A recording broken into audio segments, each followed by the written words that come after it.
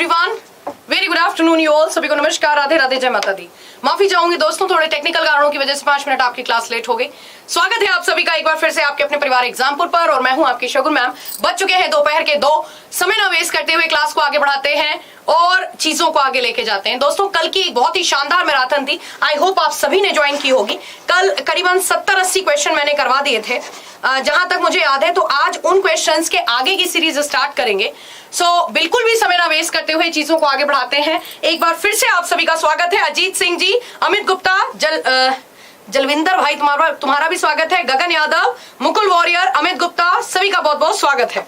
समय ना वेस्ट करते हुए दोस्तों, सबसे पहले तो आप सभी को मैं बता दूं कि आप में से जितने भी बच्चों ने मशाल को बहुत सारा प्यार दिया, तहे दिल से शुक्रिया, बहुत बहुत आभार।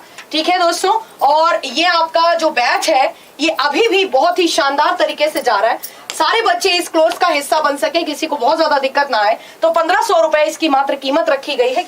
और अगर हम देखते हैं कि 2 साल की वैलिडिटी के साथ ये कोर्स दिया जा रहा है, लगभग अपकमिंग सभी एग्जाम्स पे ये अप्लाई हो रहा है। तो एक बहुत ही शानदार बैच है। यहाँ पर 2 कॉन्टैक्ट नंबर दे रखे हैं, आप कभी भी संपर्क कर सकते हैं और बैच के संग जुड़ सकते हैं। देखिए, ये सारे एग्जाम है जिनके ऊपर ये एप्लीकेबल होगा।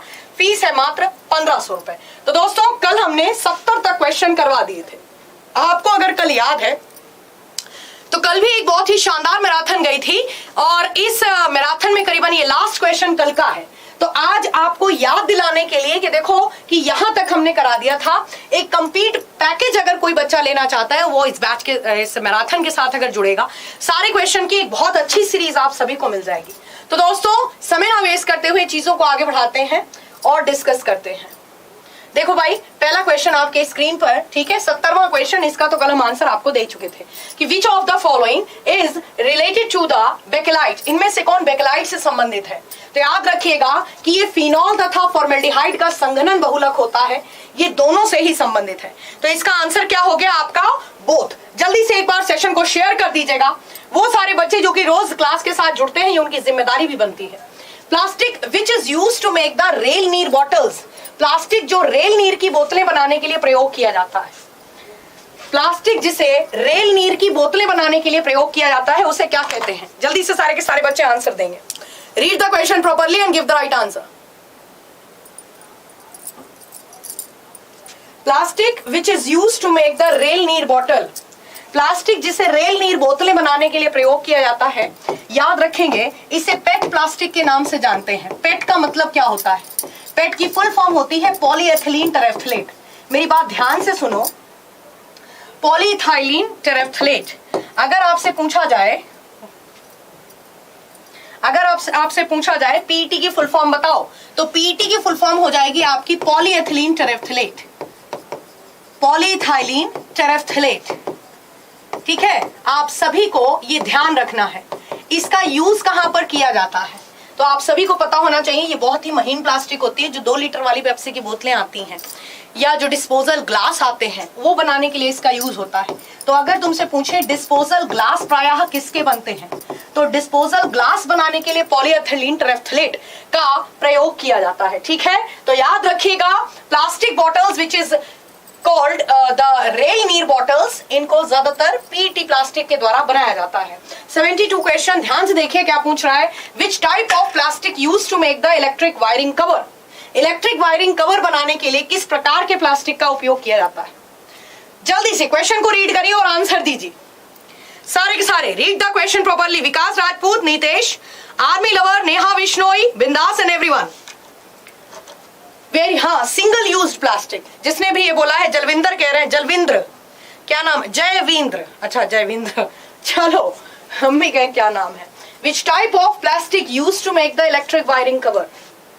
किस प्रकार की प्लास्टिक का प्रयोग किया जाता है कवरिंग बनाने के लिए? तो इलेक्ट्रिक वायरिंग कवर बनाने के लिए किसका यूज होता है? याद रखेगा कि इलेक्ट्रिक वायरिंग कवर क्या होती है, पहले तो ये बताओ।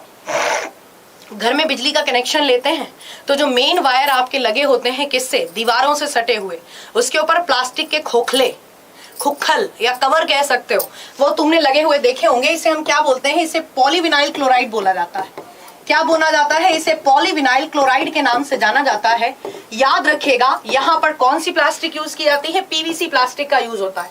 पीवीसी प्लास्टिक बहुत ही हल्की प्लास्टिक होती है जो कि जिसकी पहचान ऐसे पढ़ाई जाती है कि ये अंडे के शेल के समान चटक के टूटती है। तो याद रखना, एक हल्की प्लास्टिक है जिसको अगर हम रासायनिक रूप से जानना चाहें कि ये क्या होती है तो याद रखिएगा ये क्लोरोएथिलीन का बहुलक है। तो लिख लो, ये किसका बहुलक होता है? ये क्लोरोएथिलीन का बहुलक होता है। किसका बहुलक है? ये क्लोरोएथिलीन का। तो इसको हम क्या कहते हैं? इसके आगे पॉली वर्ड लगा दो खाली। पीवीसी की फुल फॉर्म क्या है? पॉलीक्लोरोएथिलीन। इसको पॉलीक्लोरोएथिलीन के नाम से भी जाना जाता है। 73 क्वेश्चन। मैं फिर से एक बार आप सभी को बताना चाहूंगी, ये सेकंड पार्ट है कल की मैराथन का।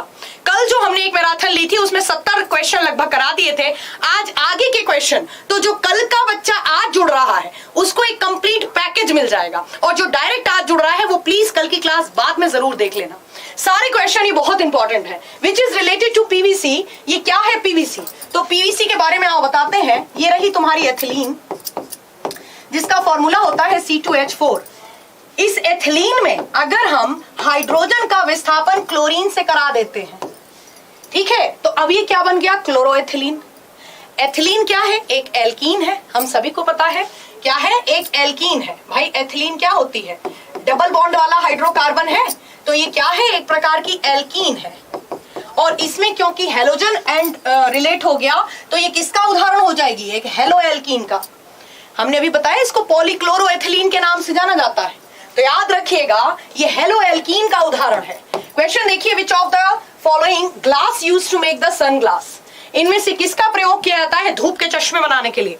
Pushpendra ji, Vikas, Arun Rathore, most welcome. Radhe Radhe Veeru and everyone. Anju, सभी का बहुत बहुत स्वागत है। सेशन एक बार बढ़िया तरीके से शेयर कर दो, ठीक है? सेशन को एक बार शेयर कर दीजिएगा। Which of the following glass used to make the sun glass. Sun glass या धूप के चश्मे बनाने के लिए किसका प्रयोग करते हैं?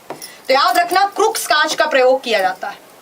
किसका? हिंदी में भी इसी प्रकार से लिखेंगे, क्रुक्स ग्लास या क्रुक्स कांच का प्रयोग किया जाता है, ठीक है? आपको ऐसे भी इसका प्रश्न क्वेश्चन पूछा जा सकता है कि कांच जो कि पराबैंगनी किरणों से संरक्षण करता है, ऐसे पूछा जा सकता है। तो कांच जो कि पराबैंगनी किरणों से संरक्षण करता है, तो ऐसे भी अगर क्वेश्चन बनता है तो सही आंसर होगा आपका क्रुक्स कांच, ठीक है? जबकि फ्लिंट कांच का यूज कहां पे किया जाता है? फ्लिंट कांच का तो कहना बल्ब बनाने में।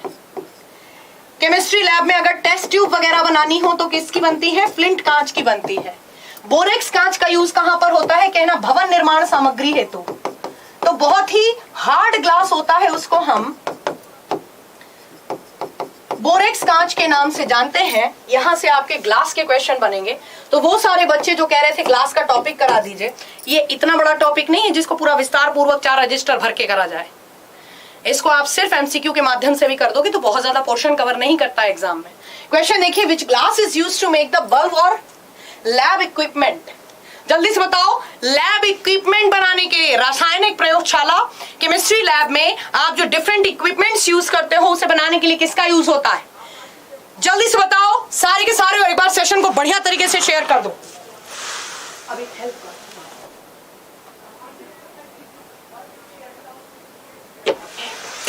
हाँ जी, तो ध्यान से देखिए, which glass is used to make the bulb और लैब इक्विपमेंट्स। तो याद रखना flint is the right answer. अच्छा, हमारे तुम्हारे चश्मे किसके बनते हैं? देखो आजकल तो दोस्तों ये बात सच्चाई है कि हम लोग, ये इवन मैं भी जो चश्मा पहने खड़ी हूँ, कांच का नहीं है। ये किसका है? फाइबर का है। और फाइबर जो है ये एक टाइप का प्लास्टिक कैटेगरी हो गई। लेकिन कांच अगर पूछा जाए कि भैया चश्मे हमारे घर में पेरेंट्स ने भी पहने हैं, कांच का कभी तो पहना देखा होगा लोगों को, तो वो पायरेक्स कांच का होता है। तो अगर तुमसे पूछा जाए चश्मा बनाने के लिए, चश्मा बनाने का कांच, ठीक है, तो वो एक अलग चीज हो गई, ठीक है? यहां से आपका क्वेश्चन बनेगा। अगला क्वेश्चन ध्यान से देखो,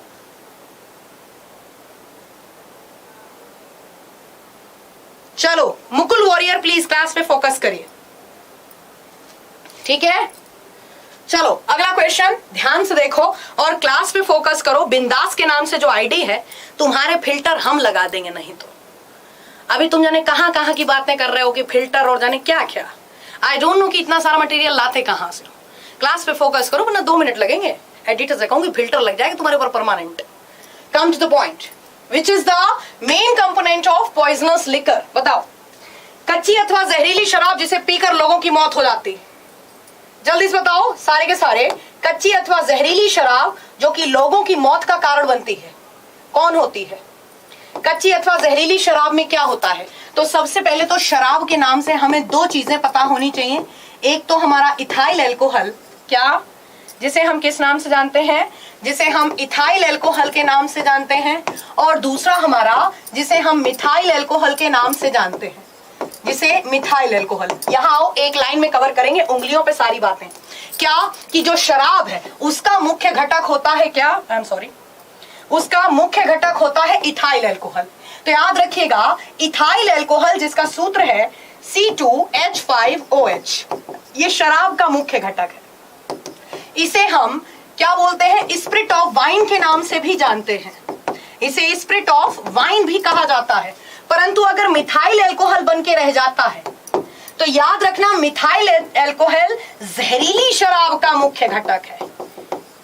जहरीली शराब का मुख्य घटक है। It is the poisonous liquor. ठीक है, तो यहां पर आपको फिलहाल क्या ध्यान रखना है कि विच is the main component of the poisonous liquor? तो याद रखिएगा, methanol is the main component. Methyl alcohol क्या है? दोस्तों मेरी बात सुनो यहां पर ध्यान से। देखो यहां पर ये क्या है? मेथेन है ना। अब इस मेथेन में अगर हम एक हाइड्रोजन का विस्थापन कर देते हैं और किससे जोड़ देते हैं? इस हाइड्रोजन को हमने अल्कोहल ग्रुप से रिप्लेस कर दिया, तो अब ये क्या बन गया? ये बन गया CH3OH। इसे हम मिथाइल अल्कोहल भी बोल सकते हैं, इसे मेथेनॉल भी बोल सकते हैं। तो याद रखिएगा, इसे स्पिरिट ऑफ वाइन के नाम से भी इसे हम वुड स्पिरिट के नाम से भी जानते हैं।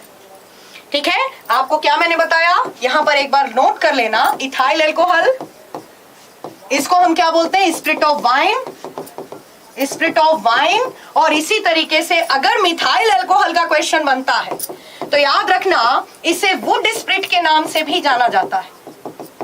इसे वुड स्पिरिट के नाम से भी जानते हैं। ये क्वेश्चन देखो, which is also used as an anaesthetic. जल्दी से आंसर देंगे और बढ़िया तरीके से। Very good. और क्या क्या जानते हो नाइट्रस ऑक्साइड के बारे में? गो विद राइट आंसर और बढ़िया तरीके से एक्सप्लेन करो चीजों को। Very good, superb. सारे के सारे एक बार बढ़िया से क्वेश्चन का आंसर दो, जितने भी यहां पर जुड़े हैं। तो याद रखना, nitrous oxide is the right answer. इसे हम और किस नाम से जानते हैं? इसे लाफिंग गैस के नाम से भी जानते हैं। याद रखिएगा, इसके खोजकर्ता कौन है? तो इसे वैज्ञानिक जोसेफ प्रीस्टले के द्वारा खोजा गया है। ये एनेस्थेटिक इंसान की बॉडी पर नहीं यूज किया जाता। तो याद रखिएगा, used in slaughtering house. Slaughtering मतलब, स्लॉटरिंग का मतलब हुआ जहां पर जानवर काटे जाते हैं, मवेशी। तो याद रखना, इसे बूचड़ खाने में प्रयोग किया जाता है निश्चेतक के रूप में। बूचड़ खाना जहां पर मवेशी काटे जाते हैं। तो याद रखना, ये बूचड़ खाने में प्रयुक्त क्या है? एक एनेस्थेटिक है। नाइट्रस ऑक्साइड के बारे में याद रखिएगा, यह ओजोन परत का मुख्य क्षयकर्ता है। तो याद रखिएगा कि ओजोन परत को हानि पहुंचाने वाले कारकों में से नाम आता है नाइट्रस ऑक्साइड का। 78वां प्रश्न एक बार फिर से मैं आप सभी को याद दिला दूं, ये आज की जो मैराथन है ये कल की मैराथन का सेकंड पार्ट है। कल हमने 70 क्वेश्चंस डिस्कस किए थे, आज हम आगे के क्वेश्चन डिस्कस करेंगे और बहुत ही शानदार जर्नी जा रही है। क्वेश्चन देखिए, which pollutants takes the place by lightning in atmosphere. वायुमंडल में बिजली चमकने के दौरान कौन से वायु प्रदूषक बनते हैं? जय गौतम गुप्ता, अंकित कुमार, नितेश, लोढ़ी राजपूत, मौर्य, अंकित कुमार, नेहा विश्नोई एंड एवरीवन। सभी का बहुत बहुत स्वागत है। क्वेश्चन को देखिए और जल्दी से आंसर दीजिए। तो वायुमंडल में बिजली चमकने के दौरान कौन से वायु प्रदूषक बनते हैं? याद रखना, नाइट्रोजन के ऑक्साइड्स बनते हैं। नाइट्रोजन एक ऐसी गैस है जो कि वायुमंडल में 78% जरूर मिलती है, परंतु ये एक लेस रिएक्टिव गैस है, निम्न अभिक्रियाशील गैस है। और याद रखिएगा, रिएक्शन करती है तो याद रखिए उच्च तापमान पर अभिक्रिया करना प्रारंभ करती है। तो उच्च तापमान पर कैसी गैस है? अभिक्रियाशील गैस है, अभिक्रियाशील गैस है। और यही कारण है जब इसको वातावरण में जब बिजली चमकती है तो ये अपने ऑक्सीजन और मॉइस्चर की उपस्थिति में किसका निर्माण करती है? अपने ऑक्साइड्स का निर्माण करती है। So this is the complete explanation of this question. सारे के सारे बच्चे चीजें अगर समझ में आ रही हूं तो बढ़िया तरीके से लाइक भी कर देना और शेयर करने में कंजूसी मत करना। Night worm glows in night because of, जल्दी से बताओ कि जो जुगनू होते हैं, नाइट वॉर्म का मतलब यहां पे है कि जुगनू, जो जुगनू है वो रात में चमकते हैं, उसका कारण क्या है? भोंदू सिंह जी तुम भी आंसर दो, कहां से आए हो यार, कितनी सारी बातें करते हो क्लास में। वेरी गुड, सुपर, सारे के सारे बहुत बढ़िया जा रहे हो।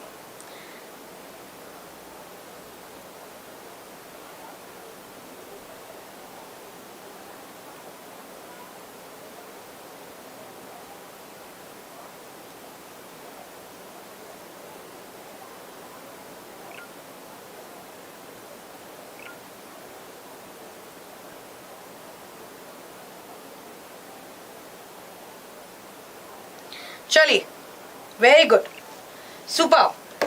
तो यहां पर देखो, जो जुगनू है वो रात में इसलिए चमकता है, पहले तो याद रखिएगा कि जुगनू या ऐसे कीड़े जो रात में चमकते हैं या चमक के अपने पार्टनर को आकर्षित करने का कार्य करते हैं, इस घटना को हम बायोल्यूमिनेसेंस के नाम से जानते हैं, बायोल्यूमिनेसेंस के नाम से जानते हैं। और याद रखिएगा, इसके ऐसा जुगनू में इसलिए होता है क्योंकि उनके अंदर एक विशेष केमिकल प्रेजेंट होता है उनके उदर भाग में, जिसको हम ल्यूसीफेरिन हार्मोन कहते हैं। ऐसा इसी के कारण होता है। जबकि कुछ ऐसे रेडियो एक्टिव एलिमेंट भी होते हैं, जैसे रेडियम है, यूरेनियम है, या अंधेरी प्रयोगशाला में चमकते हैं, और इस घटना को हम रेडियोल्यूमिनेसेंस के नाम से जानते हैं। तो याद रखेंगे, इसको रेडियोल्यूमिनेसेंस के नाम से भी जाना जाता है। किसके नाम से? जब रेडियो एक्टिव एलिमेंट लैब में क्या करते हैं, चमकते हैं। क्वेश्चन देखिए, paddy fields are mainly responsible for, धान के खेत ज्यादातर किस चीज के लिए उत्तरदायी हैं? धान के खेत से उत्सर्जित होने वाला वायु प्रदूषक कौन सा है? बढ़िया से क्वेश्चन को पढ़ो और आंसर दो। धान के खेतों से निकलने वाला वायु प्रदूषक या धान के खेत मुख्य रूप से किस गैस के लिए जिम्मेदार होते हैं? बढ़िया से आंसर दो विदाउट वेस्टिंग टाइम, क्योंकि आंसर आ चुका है। Methane is the right answer. Methane के बारे में और आप क्या क्या जानते हो? याद रखिएगा, ये एल्केन श्रृंखला का प्रथम सदस्य है। ये किसका? एल्केन श्रृंखला का प्रथम सदस्य है। जितनी बातें बता रही हूं, सारे के सारी बातें आपके लिए बहुत इंपॉर्टेंट है। कैसा हाइड्रोकार्बन है? सैचुरेटेड हाइड्रोकार्बन है, संतृप्त हाइड्रोकार्बन है। और हमको क्या ध्यान रखना है, इसको और किस नाम से जाना जाता है? इसे मार्श गैस के नाम से भी जाना जाता है। इसके खोजकर्ता कौन रहे हैं? तो वैज्ञानिक थे जिनका नाम था बर्थोलेट। क्या नाम था जिनका?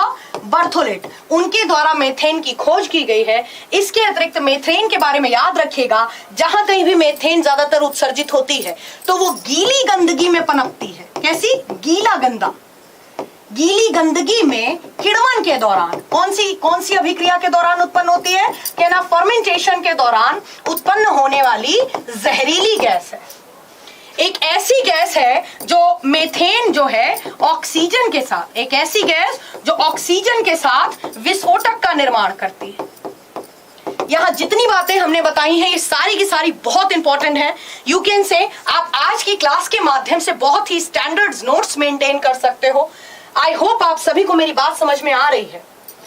क्वेश्चन देखिए, which of the following will liquidify first? इनमें से कौन सी गैस सबसे पहले द्रवित होगी? जल्दी से आंसर देंगे। Ankit Kumar, most welcome. ठीक है, ओके। सूत्रों के साथ पूरा नाम भी लिख के लाया करो। यह आदेश आया है अंकित की तरफ से। आप आदेश हमें दे दो, हम सैल्यूट भी मार देंगे साहब। एग्जाम में अगर डायरेक्ट सूत्र दिया गया, वहां क्या करोगे? आसमान तकोगे लल्ला। हमसे कह रहे हैं कि मैम ऑप्शन में जैसे आपने ये सूत्र दे रखे हैं, इनका नाम भी लिखो, कार्बन डाइऑक्साइड। अरे हम तो बहुत कुछ देंगे, कोई दिक्कत नहीं। हम तो एक्सप्लेन ही इसलिए कर रहे हैं सरल बनाने के लिए। बट बिलीव मानो, एग्जाम में डायरेक्ट अगर फॉर्मूला दे दिया तो कोई बड़ी बात नहीं होगी, गुनाह नहीं करेगा फिर कमीशन। क्वेश्चन को देखो फिलहाल, इनमें से कौन सी गैस सबसे पहले द्रवित होगी? मॉलिक्यूलर फॉर्मूला निकालो और आंसर दो। इनमें से कौन सी गैस है जो सबसे पहले द्रवित होगी? मॉलिक्यूलर फॉर्मूला निकालो। एटॉमिक, पहले एटॉमिक मास पता होना चाहिए, मॉलिक्यूलर मास निकालना है, सॉरी। तो मॉलिक्यूलर मास निकालने के लिए हाइड्रोजन का एटॉमिक मास कितना है? 1। एटॉमिक मास कितना है? 1। सल्फर का कितना होता है? 32। फ्लोरीन का कितना होता है? 18। नाइट्रोजन का 14, कार्बन का 12, ऑक्सीजन का 16। अब यहां पर ध्यान से देखो, हाइड्रोजन सल्फाइड 1 + 1 + 32, हाइड्रोजन 1 + 9, नहीं सॉरी, फ्लोरीन का होगा 18। ठीक है, इसी तरीके से नाइट्रोजन का कितना आएगा आपका? 14 +1 + 1 + 1, कार्बन का 12 प्लस 16 प्लस 16। निकालो सारे के सारे आंसर दो, सारे के सारे यहां पर आंसर दे दो कि कौन सी गैस है जो सबसे पहले द्रवित होगी। सबसे पहले तो यहां पर नोट करके लिखो, जो सबसे भारी होगी, लिखो एक्सप्लेनेशन, जो सबसे भारी होगी वह सबसे पहले द्रवित होगी, वह सबसे पहले द्रवित होगी। ठीक है, अब यहां पर जल्दी से ऐड करके बताओ कौन सबसे हल्की होगी, कौन सबसे भारी होगी। 32, 33, 34, 18 और 1 19, 14, 15, 16, 17 या फिर 16, 16, 32 और 12 जोड़ लो 44। कौन सी गैस सबसे भारी है? यहां पर कार्बन डाइऑक्साइड यहां पर सबसे भारी गैस होगी और वो सबसे पहले क्या हो जाएगी? वो सबसे पहले द्रवित हो जाएगी। तो याद रखें यहां पर जो भी गैस, मैंने तुम्हें कल की क्लास में ऐसे समझाया है और उससे पिछली क्लासेस में भी, कि मोटा आदमी सबसे पहले बैठ जाता है, ज्यादा देर खड़ा नहीं रह पाता। उसका कारण क्या है? यही कि जो भारी होगा वो सबसे पहले द्रवित होगा। Which of the following will take the maximum time to convert into gaseous state? अब कौन है जिसे गैस में कन्वर्ट होने में सबसे ज्यादा समय लगेगा? कौन इतना मोटा है जिसे उठने में सबसे ज्यादा समय लगेगा? तो जल्दी से बताओ, इनमें से कौन सी गैस सबसे देर में, इनमें से कौन सी गैस सबसे देर में गैस अवस्था को प्राप्त करेगी, मतलब उड़ जाएगी? तो इनमें से कौन सबसे पहले, सबसे देर में उड़ेगी, कहने का मतलब ये। तो जब सबसे भारी कौन है जल्दी से बताओ? Carbon 12, hydrogen 1 + 1 + 1 + 1, 12, 16 + 16। सबसे भारी कौन है जल्दी बताओ? 12 + 16। यहां पे कार्बन कितना है? 12 प्लस क्लोरीन के 4, 17, 35, 17 कहां से? यही तो दिक्कत है स्मार्ट बोर्ड में। छोड़ो, 12 + 17 + 17 + 17 नहीं, मैं बार बार 17 जोड़ रही हूँ दोस्तों, 35 होगा यहाँ पे, 35 होगा। इसको काटो, यहां पर जोड़ो, 12 + 35 × 4, अब जोड़ो। D is the right answer.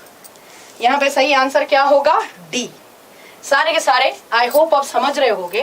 Chlorine का एटॉमिक नंबर 17 होता है, मास नंबर 35 होता है, और यहाँ पर 4 कार्बन क्लोरीन के परमाणु हैं, तो हम 4 बार इसका एटॉमिक मास जोड़ देंगे। अगला क्वेश्चन ध्यान से देखें, विच of the following is not an example of diatomic gas? इनमें से कौन एक द्विपरमाणुविक गैस का उदाहरण है? जल्दी से क्वेश्चन का आंसर दो, द्विपरमाणुविक गैस का उदाहरण है या नहीं है? Which of the following is not, इनमें से कौन एक द्विपरमाणुविक गैस का उदाहरण नहीं है? नहीं है। इनमें से कौन द्विपरमाणुविक गैस का उदाहरण नहीं है? तो याद रखना, यहां पर 2 परमाणु, यहां पर 2 परमाणु, यहां पर 2 परमाणु।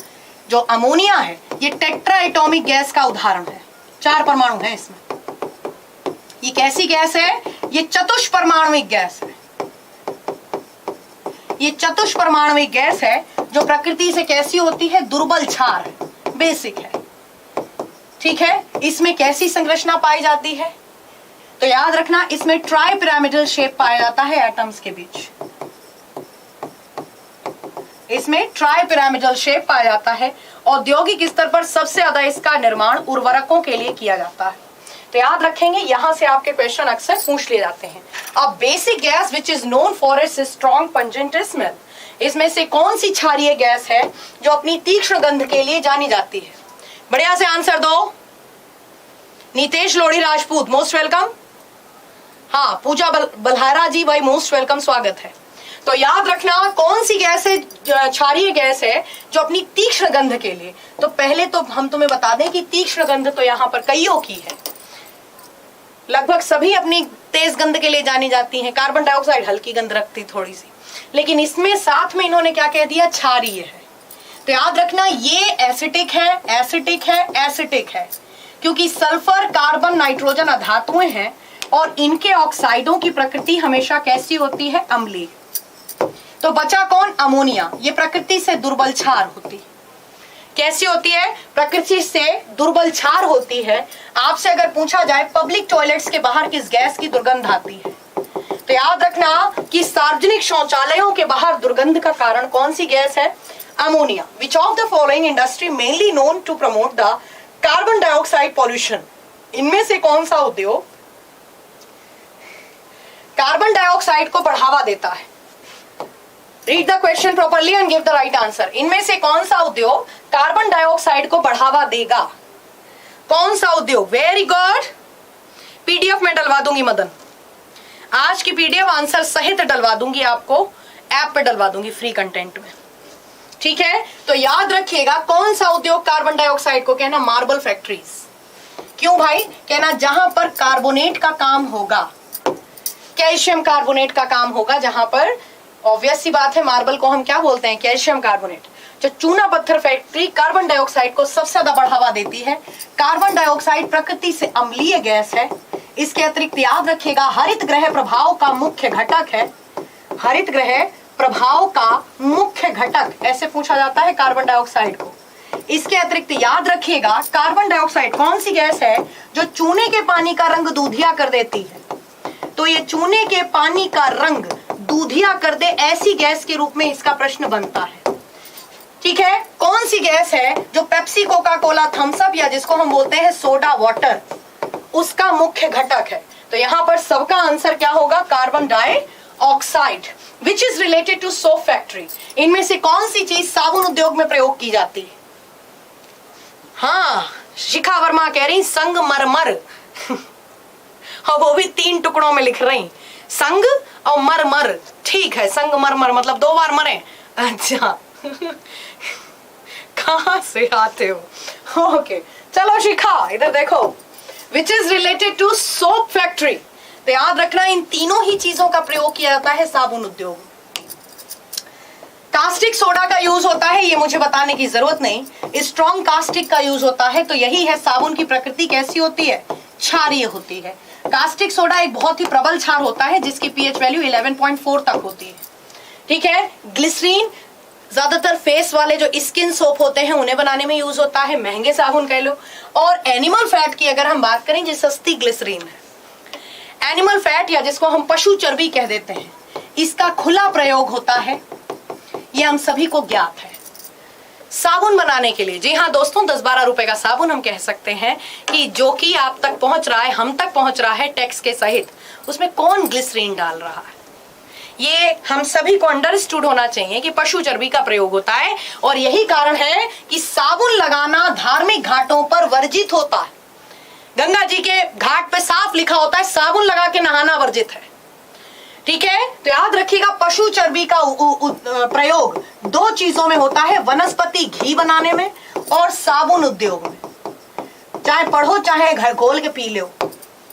तो वनस्पति घी, डालडा घी, कोई पंडित पुरोहित कभी नहीं कहता कि हवन करते समय डालडा घी का यूज करो, तुम्हारे बस का नहीं है। तो फिर क्या करना है? तो फिर आप तेल से दिया जला लो।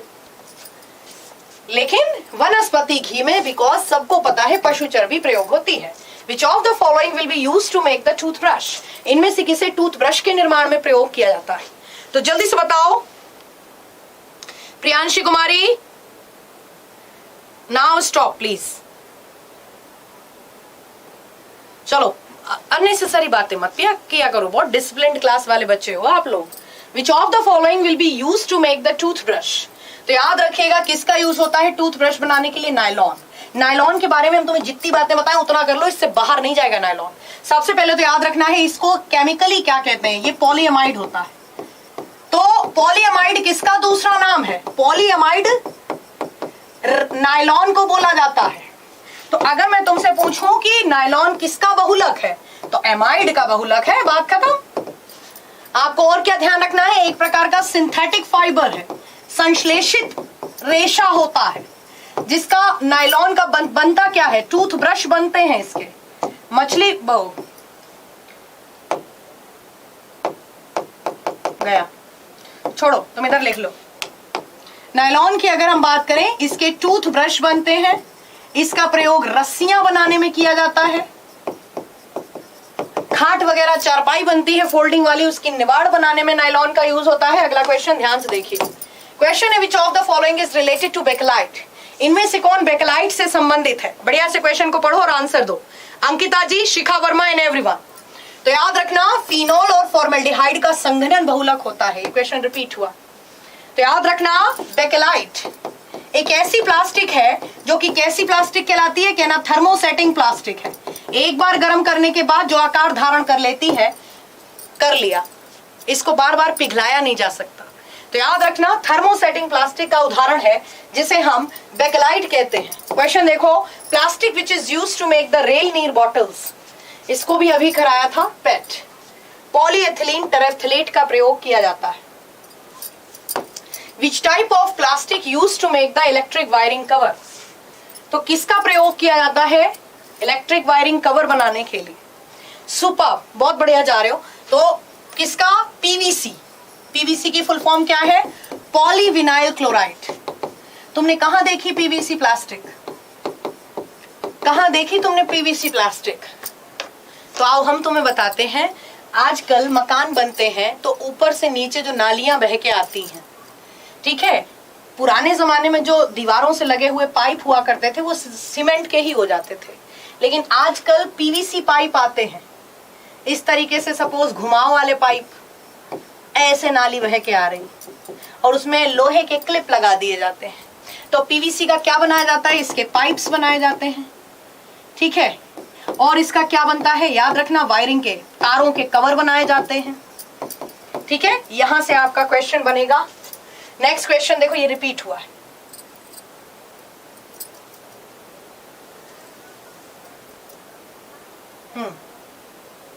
हाँ, यहां से सही है। क्वेश्चन नंबर 101 से देखिए, बीच में इन्होंने टाइपिस्ट मियां ने क्या किया, 5-6 क्वेश्चन रिपीट कर दिए। वो मैंने पकड़ लिया, आपका समय वेस्ट होता, मेरा भी।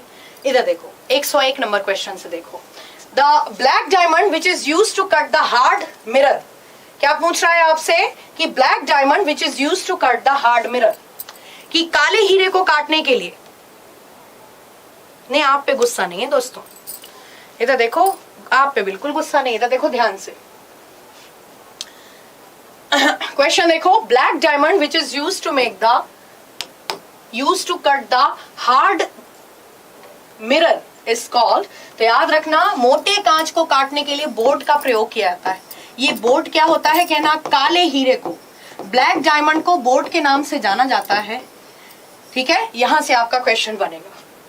डायमंड के बारे में वैसे तो हम सभी को बहुत अच्छे से पता होंगी कुछ बातें। डायमंड क्या है? The allotrope of carbon, carbon का अपर रूप होता है जिसे हम डायमंड कहते हैं। पृथ्वी पर सबसे कठोरतम पदार्थ है।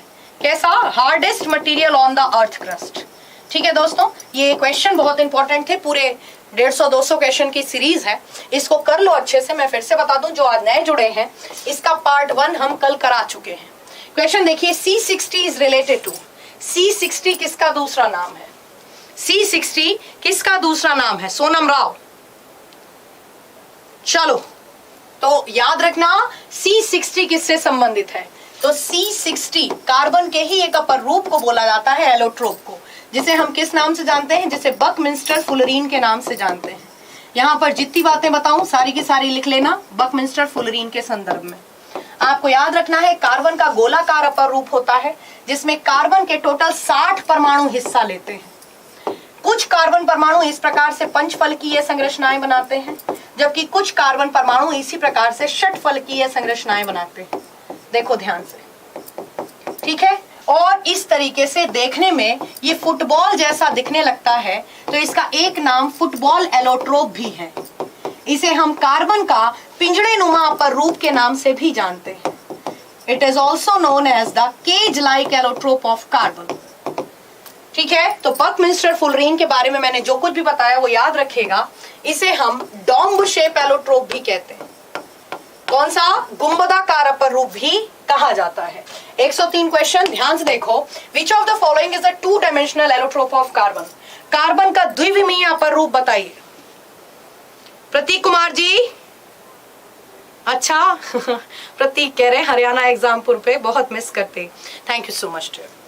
प्रतीक इधर देखो, कोई बात नहीं, कहते नहीं है प्यासा कुएं पास पहुंच ही जाता है। तो किसी भी चैनल पे पढ़ाऊं, चाहे हरियाणा, वो भी अपना ही चैनल है और ये भी अपना ही चैनल है। क्वेश्चन देखो Prateek, which of the following is a 2 dimensional allotrope. यहाँ पर कार्बन के चारों अपर रूप लिखे हुए हैं, जिनमें से 2 हैं ये प्राकृतिक अपर रूप हैं, these are known as the natural allotrope.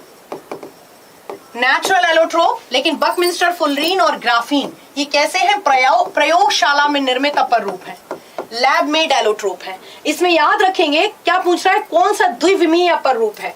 तो जितनी बातें मैं बताऊं ध्यान से सुनिएगा। ग्राफीन सबसे पहले तो याद रखना है, this is recently discovered allotrope, ये हाल ही में खोजा गया, मतलब सबसे बाद में, जल्दी में। तो याद रखना कि 2004 में इसकी डिस्कवरी हुई है। याद रखेंगे, हाल ही में खोजा गया, आधुनिकतम अपर रूप है, हाल ही में खोजा गया आधुनिकतम अपर रूप है। इसकी खासियत क्या है कि it is found in 2D shape, इसे द्विविमीय संरचना का अपर रूप कहते हैं। आपको याद रखना है, ऐसे कहा जाता है कि कार्बन के किस अपर रूप की मोटाई लगभग एक परमाणु के बराबर संभव है। तो लिख लो, इसकी मोटाई, जितनी बातें बता रही लिखते चलिएगा। मोटाई लगभग एक परमाणु के बराबर संभव है, परमाणु बराबर होती है। सबसे इंपॉर्टेंट और मोस्ट डिमांडेड पॉइंट है ग्राफीन का, क्या कि इसका यूज मोबाइल के नॉन ब्रेकेबल टच स्क्रीन बनाने में किया जाता है, गोरिल्ला ग्लास जिसको हम बोल देते हैं।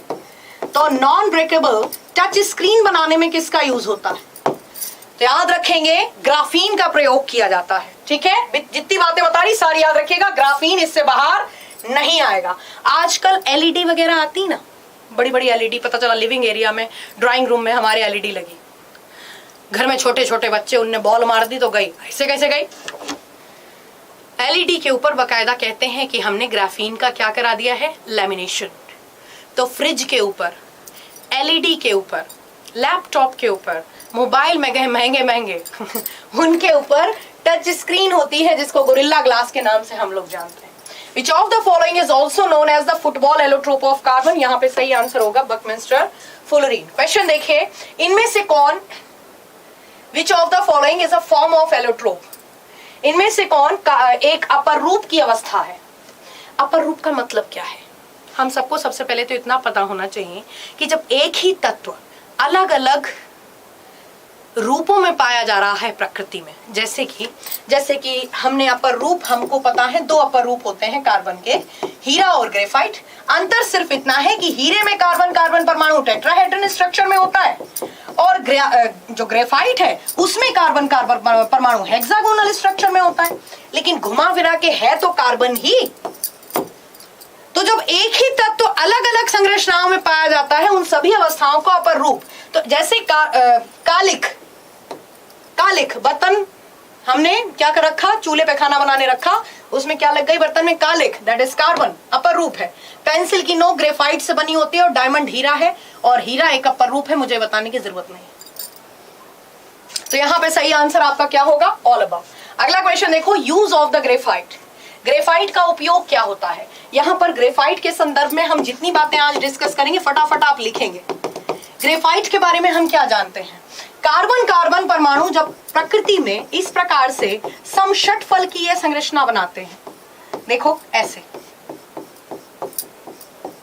ऐसे, तो हम यहां पर साक्षात देख सकते हैं कि हर कार्बन परमाणु की कितनी वैलेंसी यूज हो रही है, 1 2 3 1 2 3 1 2 3। हर कार्बन परमाणु की यहां पर कितनी वैलेंसी यूज हो रही है, 3 3। आई बात समझ में? तो याद रखिएगा, बिकॉज कार्बन की वैसे तो टोटल 4 वैलेंसी होती है, परंतु केवल इसमें 3 यूज होती हैं। तो because of the presence of 1 free electron,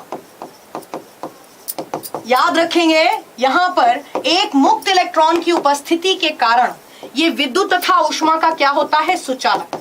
it is the good conductor of heat and electricity. आपसे ऑलरेडी एनटीपीसी सीबीटी 1 में पूछा जा चुका है, the non metal which is the good conductor of electricity.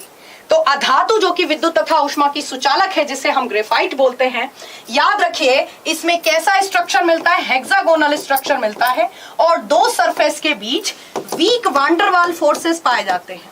दुर्बल वांडरवाल बल कार्य करते हैं, जो कि इसको कार्बन का कुरकुरा भंगुर अपर रूप बनाते हैं। ग्रेफाइट का उपयोग, जैसे पेंसिल की नोक होती है, ये ग्रेफाइट की होती है, तो पेंसिल की नोक बनाने में किया जाता है। भारी भारी मशीनों में लुब्रिकेंट के तौर पर होता है। नाभिकीय रिएक्टर में, लिख लो यहीं पर, नाभिकीय रिएक्टर में मंदक के रूप में भी किया जाता है। यहां पे सही आंसर होगा A and B both. A and B both is the right answer. ठीक है, अगला क्वेश्चन देखो, which can be help to control the speed of neutron in nuclear reactor. नाभिकीय रिएक्टर में इनमें से किसी न्यूट्रॉन की गति मंदक के रूप में प्रयोग करते हैं। तो हमने नाभिकीय रिएक्टर के बारे में कुछ बातें बताई थी। 1942 में वैज्ञानिक थे जिनका नाम था एनरिको फर्मी। पूरी सारी बातें जितनी बता रही हूं याद रखना रिएक्टर के बारे में। इनके द्वारा न्यूक्लियर रिएक्टर या नाभिकीय रिएक्टर की खोज की गई। नाभिकीय रिएक्टर का प्रयोग किया जाता है बिजली बनाने के लिए। क्या बनाने के लिए? इलेक्ट्रिसिटी जनरेट करने के लिए। लेकिन बिजली बनाने का यह तरीका कैसा होता है? जिसमें हम नाभिकीय शक्ति मतलब परमाणु बम वाले मसाले का यूज करते हैं। तो याद रखिएगा, न्यूक्लियर रिएक्टर में किस विधि से बिजली बनाई जाती है? कहना नाभिकीय विखंडन अभिक्रियाओं के माध्यम से बिजली बनाई जाती है।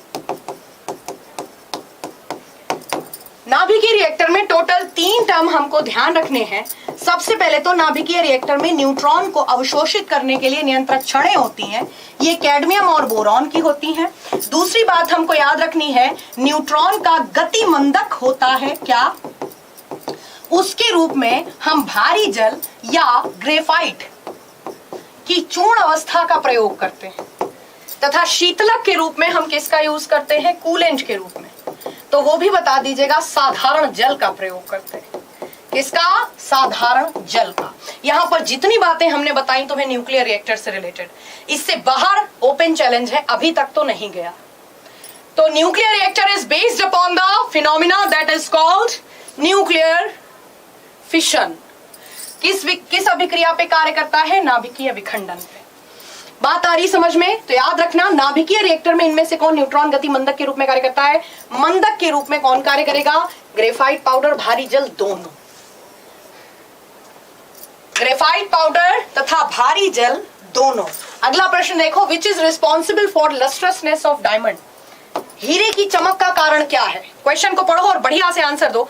एक छोटी सी दिली चाहत है, कल भी एक बहुत शानदार मैराथन लेके आई थी।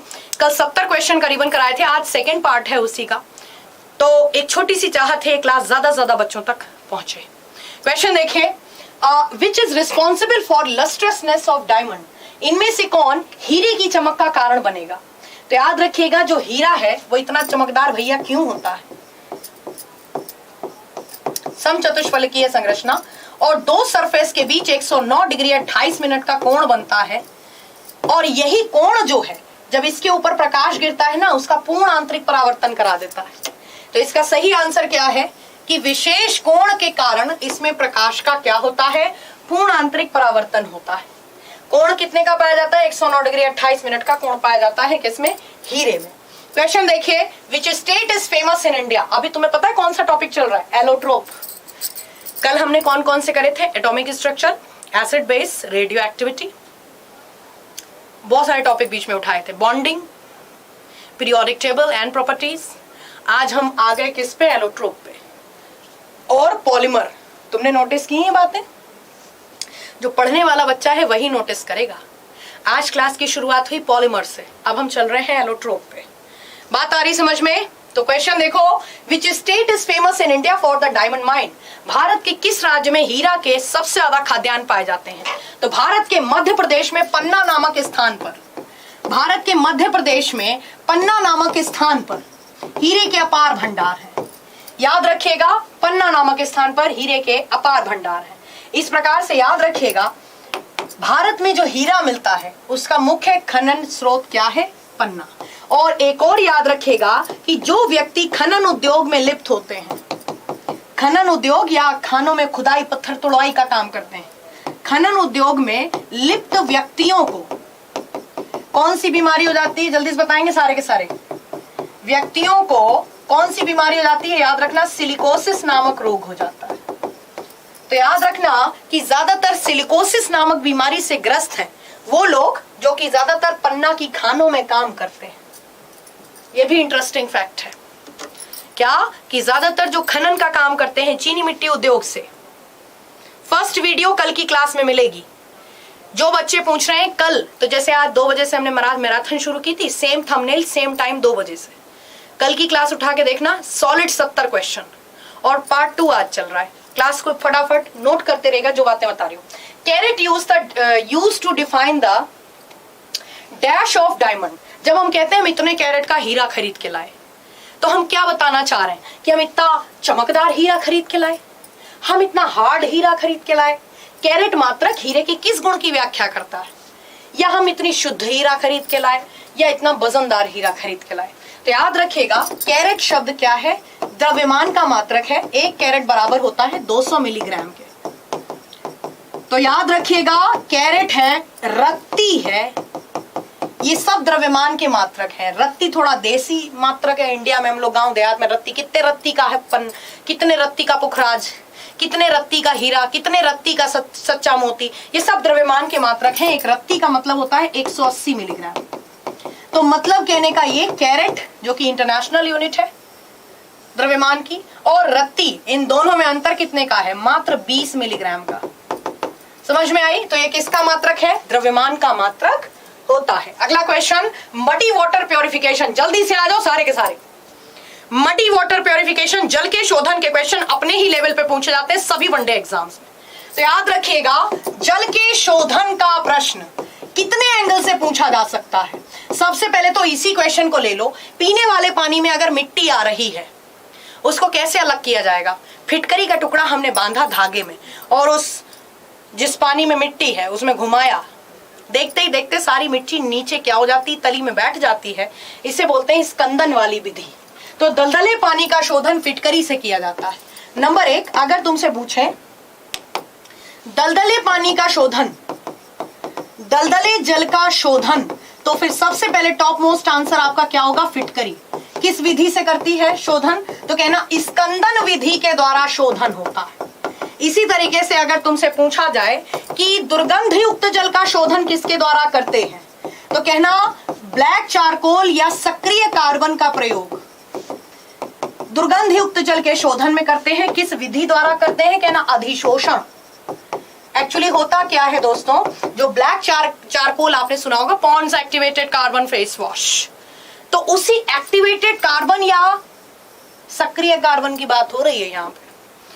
तो जिस कार्बन का यूज आजकल फेस वॉश वगैरह में हो रहा है, उसकी सतह छिद्रनुमा होती है, वो अपनी सतह पर समस्त अशुद्धियों को अवशोषित कर लेता है। तो याद रखिएगा अधिशोषण विधि के द्वारा। आपसे पूछा जाए जल की बैक्टीरिया संबंधित अशुद्धि का शोधन कैसे करोगे, तो बैक्टीरिया का शोधन या बैक्टीरिया का उपचार कैसे करोगे? 2 प्रकार से। अगर पूछे कौन सी गैस, तो कहना क्लोरीन के द्वारा जल की बैक्टीरिया संबंधित अशुद्धि का शोधन किया जाता है। कौन सी किरणों के द्वारा, तो कहना पराबैंगनी किरणों के द्वारा जल की बैक्टीरिया संबंधित अशुद्धि का शोधन होता है। यहाँ पर जितनी बातें बताई हैं याद रखिएगा। लाल दवा KMNO4, जिसको हम पोटेशियम परमैंगनेट के नाम से जानते हैं, कुएं में डाली जाने वाली लाल दवा के नाम से इसका भी प्रश्न बनता है। तो यहाँ पर जितनी बातें मैंने आपको बताई हैं ये सब वनडे एग्जाम के टॉप मोस्ट इंपॉर्टेंट क्वेश्चंस हैं। नेक्स्ट क्वेश्चन ध्यान से देखिए, ठीक है? याद रखना, कुछ नहीं तो RO की फुल फॉर्म पूछ लेगा। तो याद रखना reverse osmosis is the process which we are using in RO machine. Question देखो, which will shows the sublimation, इनमें से कौन ऊर्ध्वपातन प्रदर्शित करेगा? क्वेश्चन को पढ़ो और बढ़िया तरीके से आंसर दो। धीरज, सफर ए जिंदगी, अजीत, मोहन प्रजापति, गौरी चौधरी, गोविंद, बिंदास, रमाकांत एंड एवरीवन। इनमें से कौन ऊर्ध्वपातन प्रदर्शित करेगा? ऊर्ध्वपातन या जिसको हम सब्लिमेशन बोलते हैं, यह वह प्रोसेस है जिसमें कोई ठोस चीज हमने रखी, वो पिघले बिना उड़ गई। तो रासायनिक अभिक्रिया जिसमें कोई ठोस पदार्थ प्रत्यक्ष रूप से गैसीय अवस्था को प्राप्त करता है, मतलब जैसे बर्फ का टुकड़ा पिघले ना, तुरंत उड़ जाए, तो उसको हम क्या बोलेंगे? ऊर्ध्वपातन या सब्लिमेशन। कपूर उड़ता है, सॉलिड कार्बन डाइऑक्साइड, जिसको हम ड्राई आइस के नाम से भी जानते हैं, ये उड़ती है। साल अमोनियक, जिसको हम नौसादर बोलते हैं, ये भी उड़ता है। साल अमोनियक रासायनिक रूप से अमोनियम क्लोराइड कहलाता है। तो याद रखिएगा ये सारी चीजें उड़ती हैं। ड्राई आइस के बारे में कुछ इंपॉर्टेंट क्वेश्चन है, इनको ध्यान रखिएगा। सॉलिड कार्बन डाइऑक्साइड, ठोस कार्बन डाइऑक्साइड, जिसे ड्राई आइस कहते हैं, ये धुआं जैसे ही पानी के संपर्क में आती है तेज धुआं रिलीज करती है। तो अगर तुमसे पूछे डीजे स्मोक या वो वाला धुआं जो डेकोरेशन पर्पस के लिए आजकल यूज करा जाता है, तो DJ smoke, solid carbon dioxide होता है। मुर्दा घर में लाशें रखने के लिए, मुर्दा घर में लाशें रखने के लिए किसका प्रयोग करते हैं? तो याद रखने, मुर्दा घर में लाशें रखने के लिए सॉलिड कार्बन डाइऑक्साइड का यूज होता है। इसके अतिरिक्त याद रखिएगा सॉलिड कार्बन डाइऑक्साइड के बारे में क्या, कि इसका हॉस्पिटल्स में यूज किया जाता है। अस्पतालों में, हॉस्पिटल में इंजेक्शन या दवाइयां रखने में भी सॉलिड कार्बन डाइऑक्साइड का प्रयोग होता है। नेक्स्ट क्वेश्चन ध्यान से देखो, आर्टिफिशियल स्मोक किसके द्वारा किया जाता है? देखो अभी मैंने बताया था, आंसर दो। तो कार्बन डाइऑक्साइड की ठोस अवस्था का प्रयोग कृत्रिम धुआं बनाने के लिए किया जाता है। तो कृत्रिम धुआं बनाने के लिए सॉलिड कार्बन डाइऑक्साइड का यूज होता है। ठीक है, कृत्रिम धुआं से याद आया कृत्रिम वर्षा कृत्रिम वर्षा में भी ड्राई आइस का यूज होता है। आपातकालीन स्थिति में जब नेचुरल बारिश ना हो रही हो और कोई जहरीली गैस रिलीज हो गई एक बड़े एरिया में, तो क्या किया जाएगा? वहां पे बारिश कराई जाएगी किसकी मदद से? क्या? सिल्वर आयोडाइड, नमक तथा सॉलिड कार्बन डाइऑक्साइड, नमक NaCl तथा सॉलिड कार्बन डाइऑक्साइड, इसका प्रयोग किया जाता है बादलों के ऊपर छिड़काव के लिए, कृत्रिम वर्षा कराने के लिए। अगला क्वेश्चन ध्यान से देखो, gas responsible for strong pungent smell out of public toilet. जल्दी से आंसर देंगे सारे के सारे। एक बार फिर से मैं आप सभी को याद दिला दूं, आज जो मैराथन है ये पार्ट 2 मैराथन है। करीबन 150-200 क्वेश्चन की एक सीरीज उठाई थी मैंने, जो कि पिछले रेलवे के एग्जाम्स के क्वेश्चंस हैं और पिछले एग्जाम्स के। तो इसके 70 क्वेश्चन मैंने कल 2 बजे की मैराथन में करा दिए थे, आज दूसरा पार्ट है। तो जो आज की मैराथन देख रहे हैं प्लीज कल की मैराथन जरूर देख लेना और साथ में लिखते चलिए, एमसीक्यू नहीं explanation. Gas responsible for strong pungent smell out of public toilet, याद रखना अमोनिया। ऐसा क्यों? क्योंकि मानव शरीर यूरियोटेलिक है। यूरियोटेलिक का मतलब हमारा शरीर मूत्र के माध्यम से किसका उत्सर्जन करता है? यूरिया का उत्सर्जन करता है। और यूरिया क्या है? नाइट्रोजनी पदार्थ है जिसका सूत्र NH2CONH2 होता है। प्रकृति में कोई भी नाइट्रोजनी पदार्थ क्यों ना हो, उसका प्रकृति में क्या होना शुरू हो जाता है? अमोनीकरण, या इंग्लिश में हम कह सकते हैं अमोनिफिकेशन शुरू हो जाता है। और अमोनिफिकेशन होने पर ऑब्वियस सी बात है कि मूत्र क्या, अमोनिया की दुर्गंध आएगी मूत्र से। तो याद रखिएगा कि ना केवल यूरिया, प्रकृति में कोई भी, ये यहां पर एक स्टेटमेंट आप नोट करिए, that all nitrogenous compound, note down, all nitrogenous compound released ammonia during decomposition। अगर आप लिख सकते हो तो आपको ये बहुत हमेशा के लिए याद रहेगा। कोई भी नाइट्रोजनी पदार्थ यदि सड़ रहा होता है तो उसमें से अमोनिया की दुर्गंध आनी शुरू हो जाती है। तो अगर तुमसे पूछे हम कि कोई लाश सड़ रही है, कि पोस्टमार्टम हाउस में डिकम्पोजिशन के दौरान किस गैस की वजह से डॉक्टर्स के मरने का डर तक होता है, तो याद रखिएगा कि चाहे लाश हो चाहे मांस, किसी भी रूप में बात, मांस क्या है भाई? मांस प्रोटीन है। प्रोटीन, हाँ भाई बात समझे, किसी भी कोशिका का मुख्य घटक क्या है? Protein. Protein is the polymer unit of amino acids and amino acid is a nitrogenous compound। तो याद रखिएगा, यहां से आपके क्वेश्चन बनेंगे। Nail polish remover gives the cool feeling in skin contact because, nail polish remover त्वचा के संपर्क में ठंडक का एहसास देता है। क्योंकि, बढ़िया से क्वेश्चन को पढ़ो और आंसर दो। सबसे पहले तो यहां पर जितनी बातें हम तुम्हें बताएंगे सब याद रखोगे, उसके बाद एसीटोन को नहीं भूलोगे। एसीटोन क्या होता है? सूत्र होता है NH2CONH2। आई एम सॉरी, गलत बोल गई, माफी चाहूंगी। यहां अपडेट कर लो, क्या है?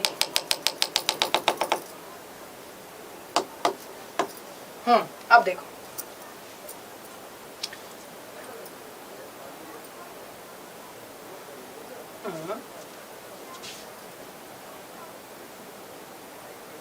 किधर गया मेरा एसीटोन? एक सेकेंड रुको।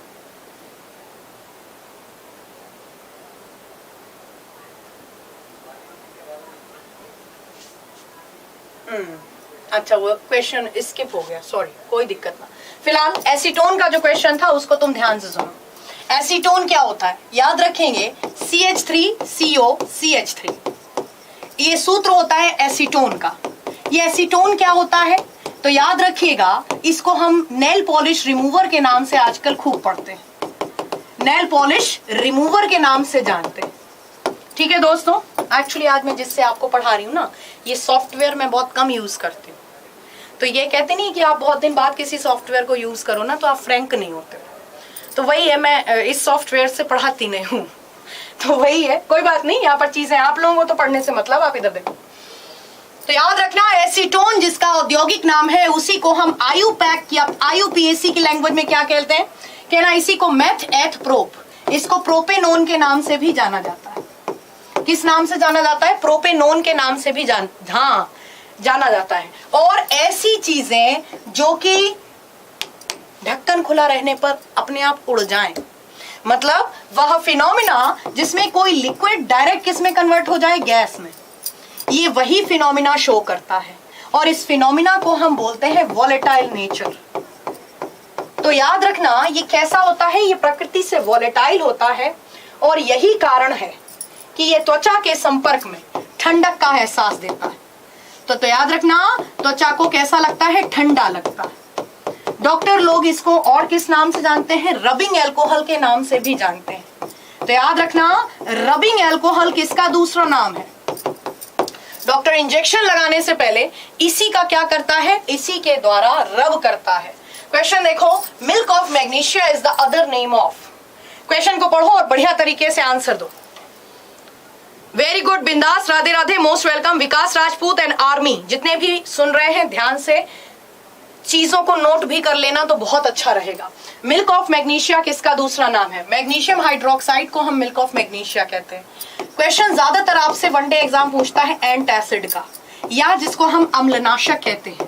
पेट में एसिडिटी होने पर वो सारे बेस जो क्षार हम प्रयोग करते हैं, उनमें से टॉप मोस्ट नंबर पे सबसे ज्यादा क्वेश्चन जो कि पूछा जाता है वो एक पूछा जाता है मिल्क ऑफ मैग्नीशिया का, MgOH का होल ट्वाइस, और दूसरा क्वेश्चन जो सबसे ज्यादा पूछा जाता है वो है बेकिंग सोडा का, जिसे हम सोडियम बाइकार्बोनेट कहते हैं।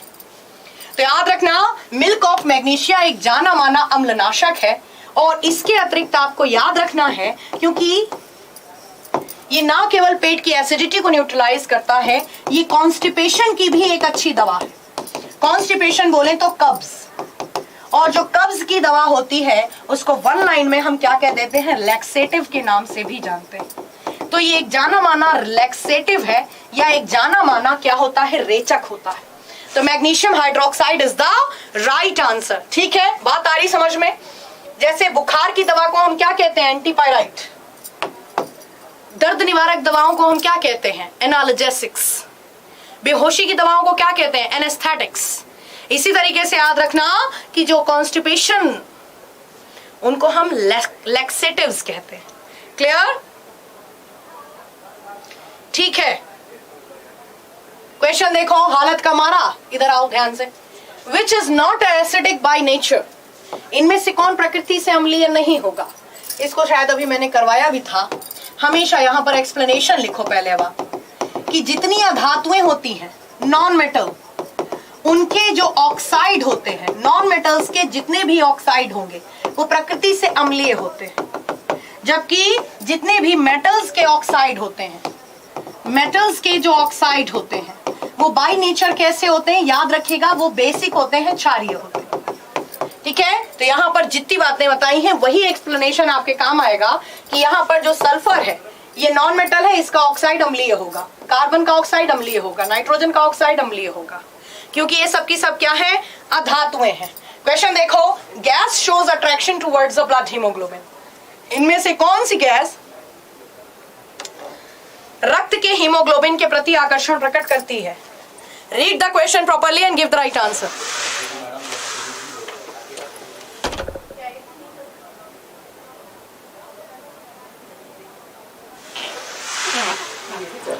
हाँ जी, गैस जो कि मानव रक्त हीमोग्लोबिन के प्रति आकर्षण प्रकट करती है, तो याद रखना कार्बन मोनोऑक्साइड। ये रक्त के हीमोग्लोबिन के साथ क्या बनाती है? कार्बोक्सी हीमोग्लोबिन का निर्माण करती है। किसका? कार्बोक्सी हीमोग्लोबिन का निर्माण करती है। और याद रखिएगा ये प्रत्यक्ष रूप से हृदय गति को प्रभावित करती है। हीमोग्लोबिन का काम होता है ऑक्सीजन के संग ऑक्सी हीमोग्लोबिन बनाओ और रक्त का ऑक्सीकरण करो। लेकिन जब ऑक्सीजन और कार्बन मोनोऑक्साइड दोनों हीमोग्लोबिन के संपर्क में आती है तो हीमोग्लोबिन कार्बन मोनोऑक्साइड के संग कार्बोक्सी हीमोग्लोबिन बनाती है और डायरेक्टली हृदय गति को प्रभावित करती है, हृदय गति को प्रत्यक्ष रूप से प्रभावित करती है। ठीक है, लिख लेना। कार्बन मोनोऑक्साइड सिगरेट का भी मुख्य घटक है। 119वां क्वेश्चन ध्यान से देखो। Chemical used in mosquito coil is, मच्छर मार कुंडली में ज्यादातर किसका प्रयोग किया जाता है? राधे राधे, आंसर दो। Vikas, Ganesh Kamlesh, win mask centre, most welcome. Jackie Bansal, Anil, most welcome, स्वागत है। सेशन शेयर कर दीजिएगा। एक बार फिर से बता दूं आप सभी को, ये मैराथन का पार्ट 2 है। पार्ट 1 मैराथन करीबन 70 क्वेश्चन मैंने कल की क्लास में डिस्कस ऑलरेडी किए थे। तो दोनों मैराथन के सॉलिड क्वेश्चन है, करीबन 150-200, उसको ले लेना। देखो ना, 119वां क्वेश्चन चल रहा है आज। Chemical used in mosquito coil is, तो याद रखिएगा मॉस्किटो कॉइल में किसका यूज होता है? एंथ्रासीन का। ठीक है, अगर तुमसे पूछा है यहाँ पर जो दूसरा ऑप्शन है, इधर देखो, ये भी देख लो, पोटेशियम साइनाइड, इसे चूहे मार दवा के रूप में प्रयोग करते हैं, या जिसको हम कह सकते हैं कृंतकनाशी। ठीक है, और ऑप्शन क्या दे रखा है? जिंक फॉस्फाइड, ये भी एक जानी मानी चूहे मार दवा है। ठीक है, आपसे अगर पूछे दीमक मार दवा बताओ, दीमक रोधी लेप, दीमक रोधी दवा, या जिसको टर्माइट किलर के नाम से अक्सर पूछ लिया जाता है, तो आपको ध्यान रखना है जिंक क्लोराइड का प्रयोग किया जाता है टर्माइट किलर के रूप में। तो याद रखना है, मच्छर मार, चूहे मार, दीमक मार, सारी दवाओं के क्वेश्चन आपसे अगर पूछे जाएंगे तो इससे बाहर नहीं जाएंगे। Clear? Anthracene is the right answer. Anthracite बेटा कोयला होता है, एंथ्रासीन दवा होती। ठीक है, तो याद रखना, यहां से आपके क्वेश्चन बनेंगे। क्वेश्चन देखो, chemical used as primer on wooden furniture. अभी हम तुमसे बता रहे थे ना कि दीमक रोधी लेप, दीमक रोधी लेप पहला लेयर जिसको प्राइमर बोलते हैं लकड़ी के फर्नीचर पर, किसका किया जाएगा? दीमक रोधी लेप का किया जाएगा, जिसे जिंक क्लोराइड कहते हैं, जिसे हम किस नाम से जानते हैं? जिंक क्लोराइड के नाम से जानते हैं। रहा बचा पहला वाला ऑप्शन, ध्यान से देखो, जिंक ऑक्साइड। इसका क्या यूज होता है? कहना जिंक ऑक्साइड ब्यूटी प्रोडक्ट के रूप में यूज पूछा जाने वाला सबसे ज्यादा क्वेश्चन है। ठीक है, ब्यूटी प्रोडक्ट या सौंदर्य प्रसाधन सामग्री के रूप में इसका खूब प्रश्न बनता है। आपको याद रखना है कि इसका यूज किसमें किया जाता है? सनस्क्रीन लोशन बनाने में किया जाता है। सनस्क्रीन लोशन बनाने में इसका खूब यूज होता है। तो अगर पूछे कि कौन सा रसायन है जो त्वचा की कैंसरकारी पराबैंगनी किरणों से संरक्षण करता है, तो त्वचा का कैंसरकारी पराबैंगनी किरणों से संरक्षण करता है, जिसको हम जिंक ऑक्साइड के नाम से जानते हैं। फिलोसोफर वूल इसी का दूसरा नाम है। तो फिलोसोफर वूल या यशद पुष्प, इसी को बोलते हैं हम जिंक ऑक्साइड को। लिख लो, तो फिलोसोफर वूल या यशद पुष्प इसी का दूसरा नाम है। Who introduced the first atomic theory? प्रथम परमाणु व्याख्या किसके द्वारा प्रदर्शित की गई? बताओ, क्या पूछ रहा है आपसे? प्रथम परमाणु व्याख्या किसके द्वारा दी गई? जल्दी से क्वेश्चन को पढ़ो और आंसर दो। और सेशन शेयर करने में बेइज्जती मत महसूस मत किया करो।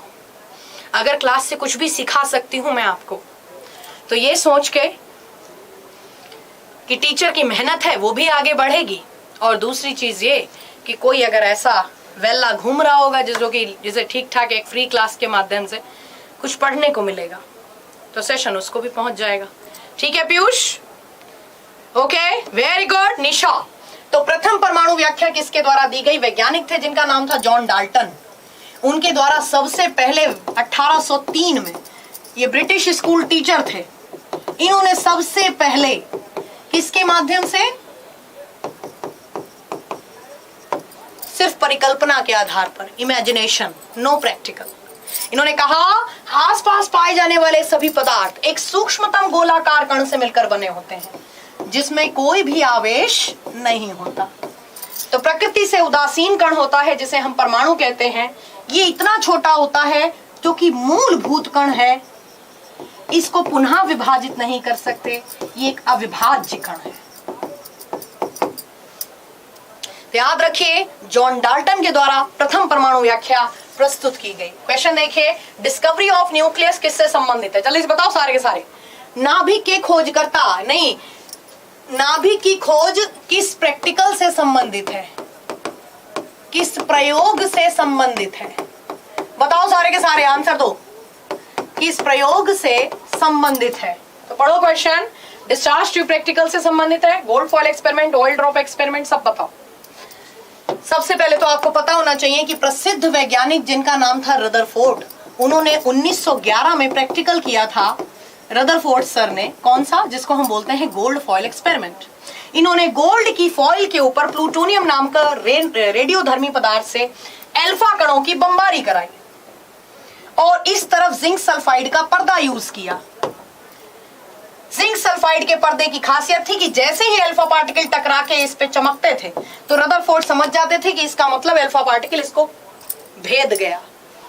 तो पार्टिकल्स की बमबारी कराने के दौरान रदरफोर्ड ने सबसे पहले पाया था कि ज्यादातर अल्फा पार्टिकल बिल्कुल भेद के और उधर निकल जाते हैं, जिंक सल्फाइड के पर्दे पर चमकते हैं जाके, और ये सिद्ध करता है परमाणु में अधिकतर स्थान खाली है। कुछ अल्फा पार्टिकल जो कि स्पेशली कहां की ओर बढ़े, सेंटर वाले पार्ट की ओर बढ़े, वो आगे बढ़ ही नहीं पाए, वो वापस फेंक दिए गए। और रदरफोर्ड ने पहली बार अंदाजा लगाया और पहली बार ये बात डिक्लेयर की कि परमाणु में धनावेश जो होता है एक्चुअली उसके केंद्र भाग में संचित होता है। क्यों? क्योंकि alpha particles are positive charge particle और मेरे सारे पॉजिटिव चार्ज पार्टिकल सेंटर से ही फेंक दिए गए प्रतिकर्षण बल के कारण। याद रखिए, गोल्ड फॉयल एक्सपेरिमेंट रदरफोर्ड के द्वारा किया गया और इसी प्रैक्टिकल के माध्यम से पहली बार डिस्कवरी हुई किसकी? नाभिक की। और इस प्रकार से नाभिक के खोजकर्ता या फादर ऑफ न्यूक्लियर फिजिक्स के नाम से नाम जाना जाता है किसका? किसका? तो याद रखना, रदरफोर्ड का। अगला question, who is known to define the. अच्छा सुनो, एक मेरी बात सुनो ध्यान से, जो बाकी ऑप्शन दे रखे हैं उनके बारे में क्या जानते हो? डिस्चार्ज ट्यूब प्रैक्टिकल पे किसका मॉडल बेस्ड है? ठीक है, तो याद रखिएगा, discharge tube practical J Thomson से संबंधित है और इसके बाद इन्होंने मॉडल दिया था तरबूज मॉडल, प्लम पुडिंग मॉडल। ठीक है, ऑयल ड्रॉप एक्सपेरिमेंट हमारा R.A. मिलिकन से संबंधित है। इसी प्रैक्टिकल के बाद इन्होंने बताया परमाणु के ऊपर आवेश होता है -1.6 10 to the power of -19 Coulomb. तो याद रखना है आपको कि इलेक्ट्रॉन की खोजकर्ता भले ही जे थॉमसन हो, परंतु इलेक्ट्रॉन पर सटीक आवेश की व्याख्या R.A. मिलिकन के द्वारा की गई। और याद रखिएगा किस प्रैक्टिकल के माध्यम से की गई? तो ऑयल ड्रॉप एक्सपेरिमेंट के माध्यम से की गई। Who is known to define the charge on electron? जल्दी से बताओ, अभी हम बता रहे, अभी जस्ट जल्दी से बताओ। साफ नहीं दिख रहा? ऐसा तो नहीं होना चाहिए, हमने तो क्लास अपने सिस्टम पे लगा रखी है। अच्छा जी, अंजू लोढ़ी राजपूत, मोस्ट वेलकम, स्वागत है। निशा सिसोदिया, हाँ, तेल बूंद प्रयोग, ऑयल ड्रॉप एक्सपेरिमेंट, तेल बूंद प्रयोग इज द राइट आंसर। क्या है इसका नाम हिंदी में? तेल बूंद प्रयोग। ठीक है, तो याद रखेंगे इनके द्वारा आवेश की व्याख्या की गई। सौर मंडल मॉडल किससे संबंधित है? जल्दी से बताओ सारे के सारे। सौर मंडल मॉडल किससे संबंधित है? किस वैज्ञानिक ने अपने मॉडल में कहा परमाणु एक गोलाकार कण है जिसमें समस्त धनावेश उसके केंद्र भाग में होता है, जबकि सभी इलेक्ट्रॉन ठीक उसी प्रकार से चक्कर लगाते हैं जैसे सूर्य के चारों ओर विभिन्न ग्रह परिक्रमा करते हैं। तो सोलर सिस्टम मॉडल किसकी देन है? रदरफोर्ड की। पहली बार डिस्कवरी की किसकी? Discovery of nucleus. मेरी बात सुनो ध्यान से, रदरफोर्ड का नाम सबसे ज्यादा किस किस नाम से पूछा जाता है, हम वो बताएंगे आज। क्या याद रखना है आपको? सबसे पहले तो कि रदरफोर्ड को नाभिक की खोज के लिए पूछा जाता है, रदरफोर्ड को अपने सौर मंडल मॉडल के लिए पूछा जाता है, इनकी ही देन है। गोल्ड फॉयल एक्सपेरिमेंट किसके द्वारा किया गया? रदरफोर्ड के द्वारा किया गया। ठीक है, आपसे अगर पूछा जाए किसका परमाणु मॉडल परमाणु के स्थायित्व की व्याख्या नहीं कर सका, तो वो भी नाम इसी के नाम से आता है, रदरफोर्ड सर का मॉडल, जिसे सोलर सिस्टम मॉडल कहते हैं। इनका मॉडल परमाणु के स्थायित्व की व्याख्या नहीं कर सका। परमाणु के स्थायित्व को नहीं समझा सका, स्थायित्व की व्याख्या नहीं कर सका। और क्या पूछ लिया जाता है रदरफोर्ड के नाम से? किसी भी रेडियोधर्मी पदार्थ में अल्फा, बीटा और गामा किरणों के खोजकर्ता किसे बताया जाता है? तो ये बात सबसे पहले रदरफोर्ड ने बताई थी कि रेडियोधर्मी किरणें कोई एक प्रकार की किरणें नहीं होती, ये 3 प्रकार की किरणें होती हैं जिन्हें अल्फा, बीटा और गामा किरणों में विभाजित कर सकते हैं हम। क्वेश्चन देखो अगला, who introduce the different energy levels of electron? अपने मॉडल में किस वैज्ञानिक ने इलेक्ट्रॉनों के विभिन्न ऊर्जा स्तरों की व्याख्या की? बताओ, किस वैज्ञानिक ने अपने मॉडल में इलेक्ट्रॉनों के विभिन्न ऊर्जा स्तरों की व्याख्या की है? तो याद रखना, वैज्ञानिक थे 1913 में जिनका नाम था नील बोहर। इन्होंने बताया कि किसी भी परमाणु में नाभिक के चारों ओर विभिन्न इलेक्ट्रॉन निश्चित ऊर्जा स्तर की कक्षाओं में चक्कर लगाते हैं और इन कक्षाओं को, जिसको हम डायरेक्टली याद रखते हैं शेल्स के नाम से, KLMN, इन्होंने कहा ये और कुछ नहीं, इलेक्ट्रॉनों के क्वांटम ऊर्जा स्तर हैं। तो याद रखिएगा, what is the meaning of shells?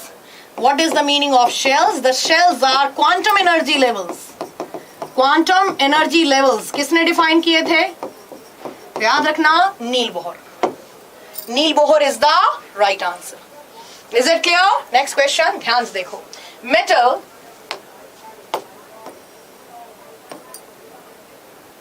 पढ़ो question. Metal which is used to pack the medicine, इनमें से किस धातु का प्रयोग दवाओं की पैकिंग में किया जाता है? जल्दी से बताओ सारे के सारे, किस धातु का प्रयोग दवाओं की पैकिंग में किया जाता है?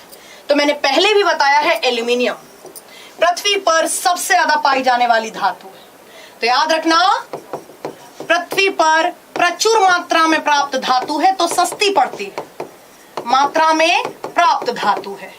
इसके अतिरिक्त याद रखिएगा, एक निम्न क्रियाशील धातु है।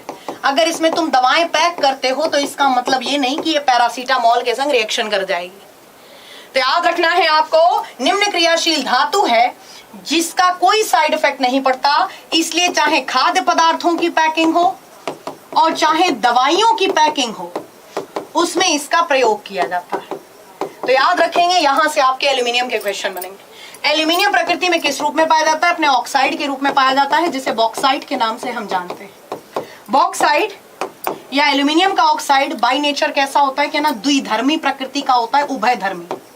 मतलब इसके ऑक्साइड की प्रकृति एम्फोटेरिक होती है, अम्लीय भी होती है, क्षारीय भी होती है।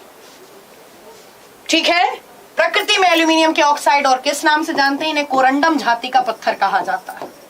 तो याद रखिएगा, माणिक, नीलम आदि ये सब एल्यूमिनियम के ऑक्साइड होते हैं जिन्हें कोरंडम जाति का पत्थर कहा जाता है। अगला क्वेश्चन ध्यान से देखो, और एल्यूमिनियम की जितनी बातें बताई उनको अच्छे से याद रखना।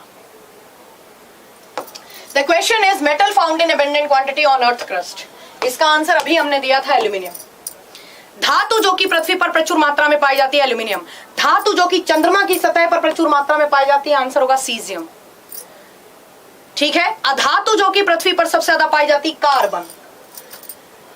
दूसरे नंबर पर ऑक्सीजन, प्राणवायु सबसे ज्यादा।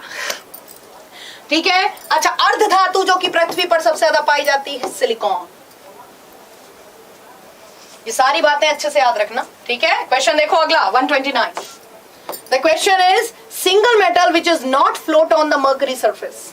एकमात्र धातु जो कि पारे की सतह पर तैरती नहीं है, डूब जाती है।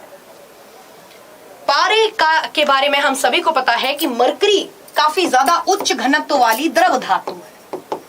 द्रव धातु जिसका पृष्ठ तनाव, सरफेस टेंशन काफी ज्यादा होता है। ठीक है, इस पर सारी धातुएं तैरती हैं, परंतु एक धातु डूब जाती है जिसका नाम है सोना। क्यों? क्योंकि सोने का घनत्व पारे से भी अधिक होता। भाई धातुराज है, तो याद रखना, सोने का घनत्व पारे से भी अधिक है, पारे से भी अधिक होता है। ठीक है, अगला क्वेश्चन ध्यान से देखो, metal responsible for Wilson disease, कौन बताएगा? जल्दी से बताओ सारे के सारे। दोस्तों ये ऐसे क्वेश्चन हैं, ये गलत नहीं होने चाहिए, इनको अगर लगा डाला तो एग्जाम झींगा लाला। क्वेश्चन देखो, संदीप, प्रियांशी, विकास राजपूत, रागिनी मोस्ट वेलकम, निशा सिसोदिया। हाँ, तो कौन सी धातु विल्सन रोग का कारण बनती है? कॉपर। मानव द्वारा प्रयुक्त पहली धातु बताओ। नाम है कॉपर। मानव द्वारा प्रयुक्त प्रथम धातु कौन सी थी? तांबा। कौन सी धातु है जिसके ऊपर हरे रंग का जंक लगता है? तो हरे रंग का जंक लगता है, ठीक है, जिसका सूत्र होता है कॉपर कार्बोनेट, कॉपर हाइड्रोक्साइड। एक ऐसी धातु जो कि अच्छी सुचालक है, एक ऐसी धातु जो एक अच्छी उत्प्रेरक भी है, एक ऐसी धातु जो हमारे शरीर में मेलानिन की फंक्शनिंग को कंट्रोल करती है, मतलब त्वचा का रंग, पिगमेंटेशन। तुमने अक्सर सुना होगा जिनके सफेद दाग हो जाते हैं, उस बीमारी को हम बोलते हैं ल्यूकोडर्मा। डर्मा मतलब स्किन, ल्यूको मतलब व्हाइट। सफेद दाग पड़ गए, डॉक्टर कहता है एक काम करो, आप रात में तांबे के लोटे में पानी भर के रख दिया करो और सुबह सुबह निहार मुंह पी लिया करो। क्यों ऐसा क्यों? क्योंकि रात भर पानी रखोगे तांबे के बर्तन में, उसमें कॉपर आ जाएगा। जैसे हम लोग, आपने घरों में देखा होगा मम्मी अम्मी को मेहंदी लगाते हुए कि लोहे की कढ़ाई में मेहंदी घोल के रख दो, लोहे की कढ़ाई में सब्जी परोस लो, नहीं तो आलू काले हो जाएंगे। These are the metal and metallic nature. धातुओं के साथ कोई चीज अगर द्रव धातु रखी रहती है तो उसका धात्विक गुणधर्म आ जाता है। तो याद रखिएगा, ये बहुत कॉमन चीजें हैं जो हमें समझनी पड़ेंगी कि तांबे के बर्तन में भी अगर कोई चीज रख, जैसे जल रखा रहे, तो शरीर में कॉपर की पूर्ति करवानी होती है। डॉक्टर इसीलिए कहता है कि तांबे के लोटे में जल रखो। आजकल तुम नोटिस करना, मार्केट में बहुत सारे आरओ आ रहे हैं, वाटर प्यूरिफायर, उनमें जो वेसल है वो तांबे का बना होता है। ओके ठीक है, सुनील जाना जी भाई मोस्ट वेलकम। अच्छा पीयूष रॉय, तांबे का लोटा कहां से लाऊं? ससुराल में दहेज लेना पड़ेगा। ओ माय गॉड, लोटा दहेज से ही लोगे तो बने बनाए लोटा ही हो, बिन महंगे के। जब दहेज में लोटा मंगियो, चल बक। क्वेश्चन देखो लोटा चाहिए वो भी दहेज में, तो दुल्हनिया भी तुम्हारी लुटिया जैसी होएगी जो लोटा लाएगी दहेज में। क्वेश्चन देख, लोटा चाहिए दहेज में। Metal related to blood haemoglobin, answer दो। हाँ नहीं तो कौन सी धातु रक्त के हीमोग्लोबिन से? मजाक की बात नहीं है, समय के संग क्योंकि तांबा, पीतल, फूल, गिलट, ये इतने महंगी महंगी धातुएं हो गई हैं कि अब हो क्या रहा है कि लोग स्टेनलेस स्टील में सब काम चला रहे हैं। वरना तुम्हें हम बताएंगे, अपने बाबा दादी से पूछना कि स्टेनलेस स्टील को तो लोग कहते थे लोहे का बर्तन, और घर में बारात में जितने भी जगह ना दहेज में मांगेगा लोटा, अगर इसके बाबा दादी होते तो वो कहते हैं दहेज में हम तांबे का लोटा थोड़ी मांगे, फूल मांगेंगे, गिलट मांगेंगे। अब वो धातुएं तो ऐसे समझ लो मिश्र धातुएं विलुप्त हो गई। आपने अपने बचपन में अगर जो 1 रुपए का सिक्का देखा हो, हमने तो देखा, वो इतना भारी होता था कि अगर रुमाल में बांध के और उस सिक्के से किसी की खोपड़ी पे मारे, ओ माय गॉड। और आजकल जो छोटा वाला 1 रुपए का सिक्का आ रहा, वो कितना हल्का। what I'm trying to make you understand। और प्लस उसमें चुंबक यूज करके देखना, वो चिपक जाता है। मतलब वो एक ऐसी स्टील है जिसमें लोहे की प्रतिशत मात्रा काफी अधिक है, इसलिए वो चिपक जाता है। तो मैं तुम्हें सिर्फ ये चीज समझाना, हाँ ठीक है, ये मिश्र धातुएं होती हैं, फूल है, गिलट है, ठीक है। अब आजकल आप मार्केट में मूर्तियां लेने जाते हो तो या तो तांबे की मिलती हैं, भगवान के लड्डू गोपाल, सॉरी पीतल के मिलते हैं, है ना ये। वरना तुम्हें हम बताएं अष्ट धातु की मूर्तियां। अष्ट धातु मतलब 8 प्रकार की धातुएं, सोने से लेके, चांदी से लेके, तांबे से लेके, जिंक से लेके, पारा से लेके 8 धातुएं मिलाई जाती थी, तब मंदिरों की मूर्तियां बना करती थी। तो ये चीजें हमें समझनी पड़ेंगी, खाली रट्टा मत मारा करो। हम अभी तांबे के बारे में बात कर रहे थे।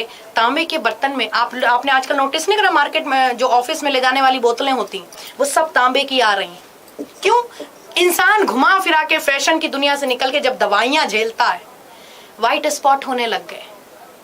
तो डॉक्टर 2 चीजें कहता है, एक तो सूर्य के उगते हुए सूरज की किरणें लो, जिस बॉडी पार्ट में तुम्हारे सफेद दाग हो गए हैं, इसको ल्यूकोडर्मा की प्रॉब्लम बोला जाता है। और दूसरा, तांबे की ज्यादा से ज्यादा अपने शरीर में सेवन करिए। क्वेश्चन देखिए अगला, कौन सी धातु मानव रक्त हीमोग्लोबिन के प्रति आकर्षण प्रकट करती है? तो याद रखिएगा अच्छा, संबंधित है, तो यहां पर आंसर होगा आयरन। धातुओं का हमारे शरीर से बड़ा लेना देना है। लोग समझते हैं कि धातु पेट में चली गई तो हम मर जाएंगे, ऐसा नहीं है। जैसे आयरन का रक्त के हीमोग्लोबिन से लेना देना है, ऐसे ही जिंक का हमारे इंसुलिन से बड़ा लेना देना है। ठीक है, हमारे शरीर में अगर कैल्शियम की कमी हो जाएगी तो एक तो हड्डियां कमजोर हो जाएंगी, बोन्स की हार्डनेस, है ना, और रक्त का थक्का जमने में, ब्लड क्लॉटिंग में कौन सी धातु मदद करती है? तो याद रखना, रक्त की क्लॉटिंग में कैल्शियम का विशेष योगदान होता है, अल्प मात्रा में।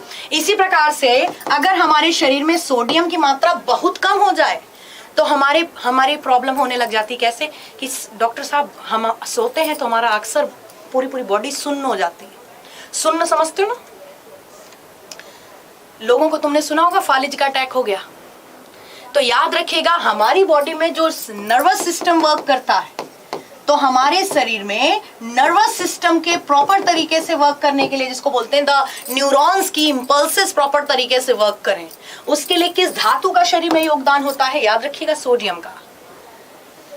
सो दीज आर द थिंग्स। आपसे शरीर में अगर पूछा जाए, अगर चांदी प्रॉपर मात्रा में है तो हमारे फायदा है नुकसान? कहना फायदा है। पूछो कैसे? एंटीबैक्टीरियल मेटल है। एक नवजात शिशु जब पैदा होता है ना, पहली बार जब उसे अन्नप्राशन में नानी कहती है इसे खीर खिलाओ, तो कहती चांदी की कटोरी, चांदी का चम्मच। क्यों भाई? सोने का क्यों नहीं?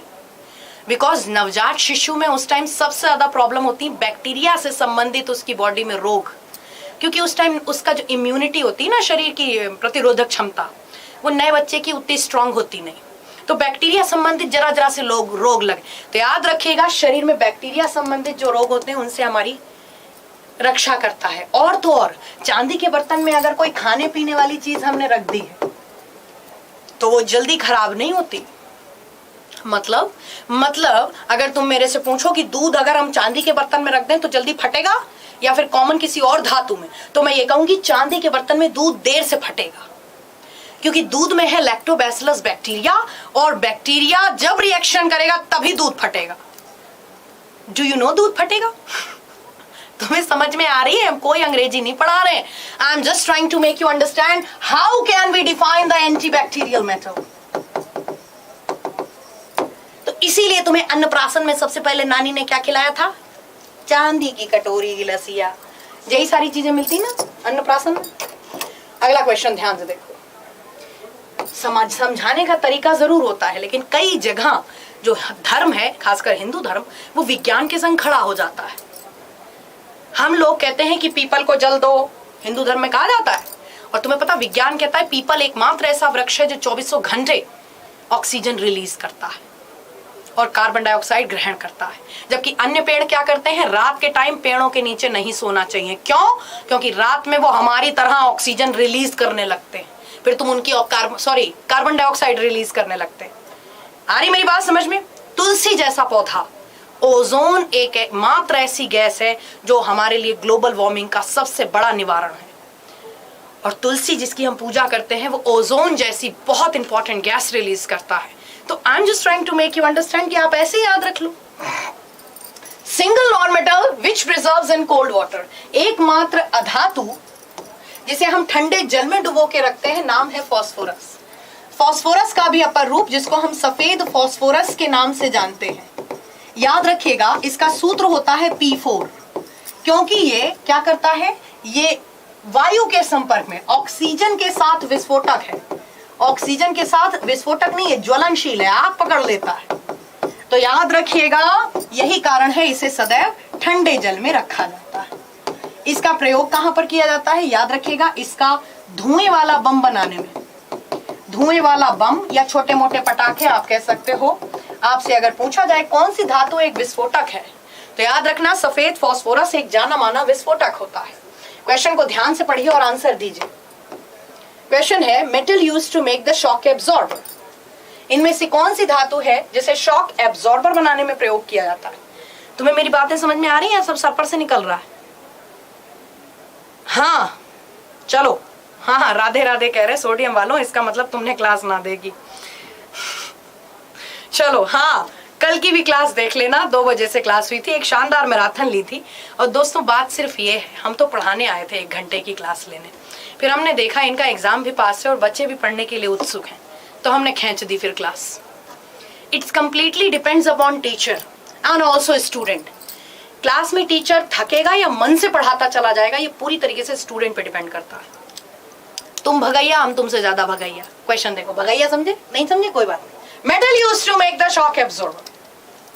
शॉक एब्जॉर्बर क्या होते हैं? मोटरसाइकिल या वाहनों में लगे हुए स्प्रिंग वाले जो इस प्रकार की संरचना जो पहिए को ऊपर खींच के रखती है, ये क्या कहलाती है? याद रखना, इसको शॉक एब्जॉर्बर बोलते हैं। स्टेनलेस स्टील के बनाए जाते हैं, क्योंकि स्टेनलेस स्टील जो कि आयरन, क्रोमियम और निकल और कार्बन की मिश्र धातु है, ये सबसे ज्यादा क्या होती है? अन्य धातुओं या मिश्र धातुओं की अपेक्षा सबसे ज्यादा इलास्टिक होती है, या कह सकते हो प्रत्यास्थ होती है।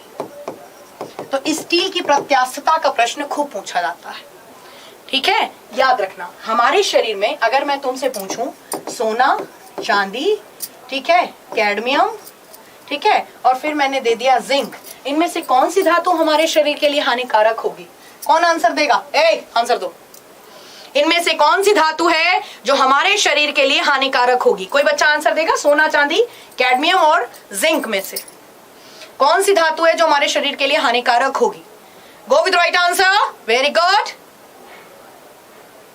प्लेटलेट्स, हाँ, ब्लड सेल होती हैं जिनमें रक्त का थक्का जमाने की क्षमता होती, पर वो बिना कैल्शियम के कुछ नहीं कर सकती। प्रोथ्रोम्बिन का निर्माण कैल्शियम करता है। Very good. कैडमियम, कैडमियम से होने वाला कोई रोग बताओ, कौन बताएगा? खाली कैडमियम में आंसर मत दो।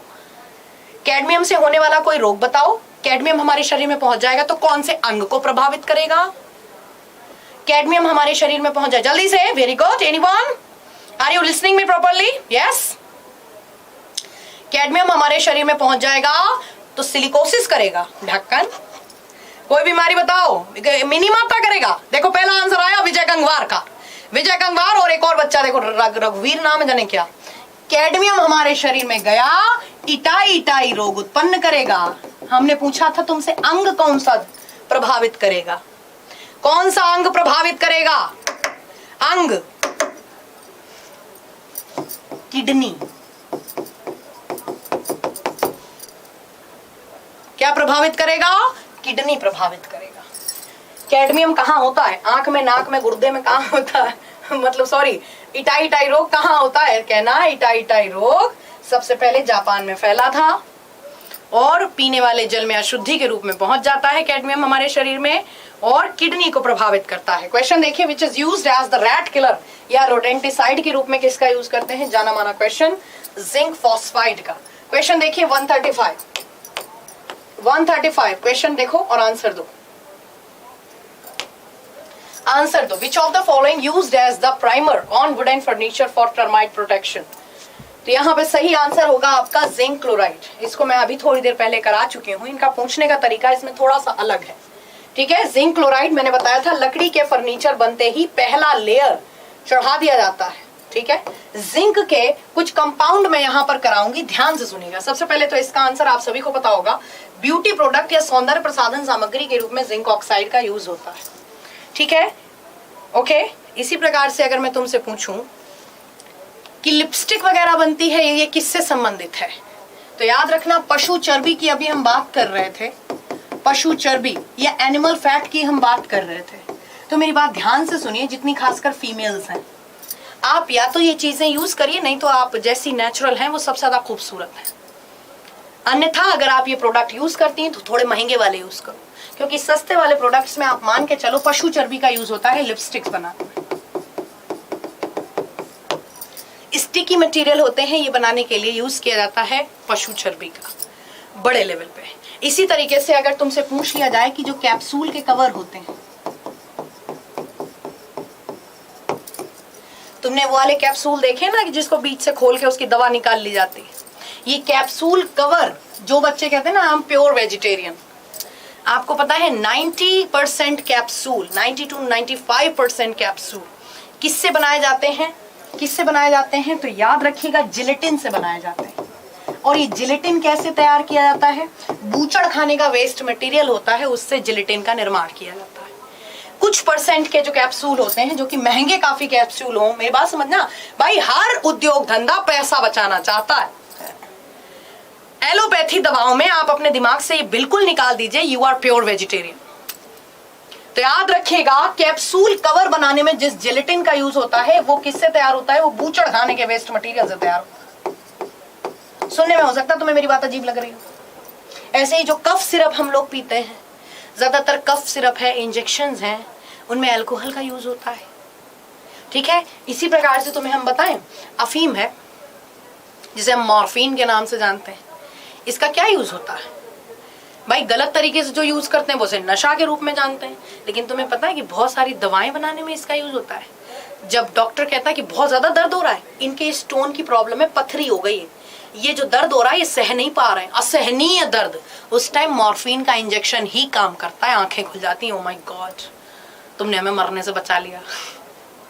तो मॉर्फिन नारकोटिक विभाग के द्वारा ही अफीम की जो खेती करते हैं उनका नाम लिस्ट पूरी होती है कि किस किस को ठेका दिया गया है अफीम की खेती का इस गांव में, फलाने फलाने फलाने, सुनो इन सबको सूचित कर दो, नारकोटिक विभाग इस दिन आएगा गांव में और इन सबको अपना अपना माल आके बेचना है।